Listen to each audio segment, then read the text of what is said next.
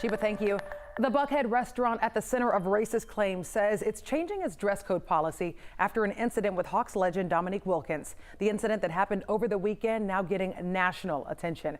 Now, Wilkins says he and a friend tried to have lunch at Buckhead Saturday when the restaurant staff told them there were no tables available. The NBA great says it was because he's black. Wilkins says a couple of other white customers came in after him and they were seated almost immediately.